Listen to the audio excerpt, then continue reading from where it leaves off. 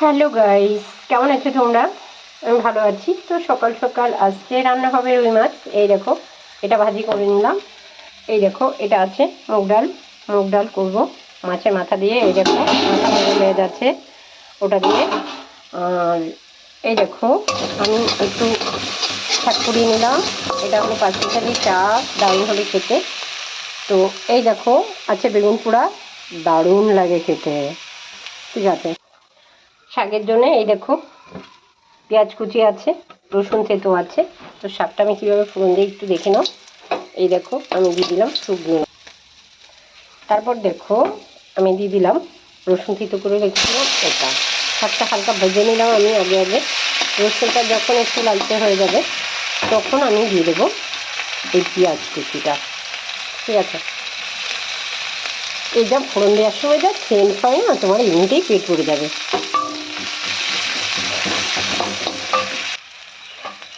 দেখো, পেঁয়াজ রসুনটা লালচে হয়ে গেল, শুকনো লঙ্কাটা কালচে হয়ে গেল, তখন আমি মুছে দিলাম চারটা, পরিমাণ মতো নুন একটু দিয়েছি আমি। নুন একটু কাঁচা লঙ্কা চিড়ে দিয়েছি। ও যা লাগে না, এটার মধ্যে শাক আছে গ্যাটকট, মালং চা, ডাঁটা পাতা, তারপরে আছে তেলাকুচি পাতা, আছে এর মধ্যে কুমড়ো পাতা। তো এই 5টা শাক মিশিয়ে আমি একটা শাক বানিয়ে নিলাম। এই অসাধারণ টেস্ট, আর সঙ্গে হবে মাছ ভাজি। তো বলো বন্ধুরা, খাবারটা কেমন লাগবে? তো এবার দেখো বন্ধুরা, আমি পেঁয়াজ কুচি, তেল, নুন, কাঁচা লঙ্কা কুচি এটা দিয়ে একসাথে মাখিয়ে নেব। মাখিয়ে নিয়ে আমি বেগুন মাখাটা করে নিচ্ছি। ঠিক আছে, তোমরা কীভাবে করো। তো এইরকম মজার মজার স্বল্প টাইমে রেসিপি পেতে চলে আসবে আমার বাড়িতে খেতে। তো তোমরা কেমন খাবো বলো? আমি তো দারুণ খাই। বেগুন পোড়া তো স্পেশাল খাবার। করে নিলাম। আগে তো বুঝতাম না যে কি করে গ্যাসে হলো বেগুনটা পুড়ায়, তো এখন বুঝে গেছি। এখন আমি প্রায় খাই, কিন্তু একদম ফ্রেশ বেগুন লাগবে, তাহলেই কিন্তু তোমার ভালো হবে। ওকে বন্ধুরা,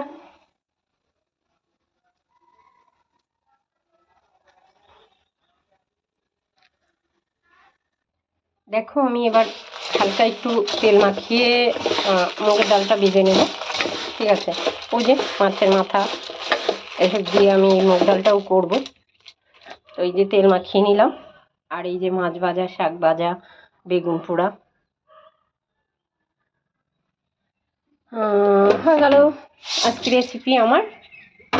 মুগ ডালটা অবশ্যই রানবো, এত বড় ভিডিও তোমরা দেখবে না, রেখে দিলাম। মুগ ডালটা অ্যাকচুয়ালি একটু গরম জল করে রাখতে হবে আগে, তারপরে তেল মাখিয়ে ভেজে নিতে হবে। তারপরে হয়ে গেল ডাল।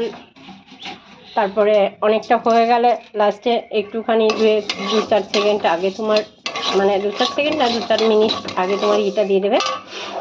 ডালটা যখন লালচে লালচে হয়ে যাবে তখন তো তুমি জল দেবে একদম নামানোর আগে। একটু বেশি না, প্রায় হয়ে যাওয়ার আগেই তুমি মাছটা দেবে। মাছটা বেশি আগে যায় না। তো তোমরা কীভাবে রান্না করো, আদা জিরে মশলা, তেজপাতা, শুকনো লঙ্কা এইসব ফোড়ন দিয়ে, আদা জিরে বেটে দিয়ে হয়ে গেল মুগ ডাল রান্না। তো টাটা বাই বাই, ভালো থেকো।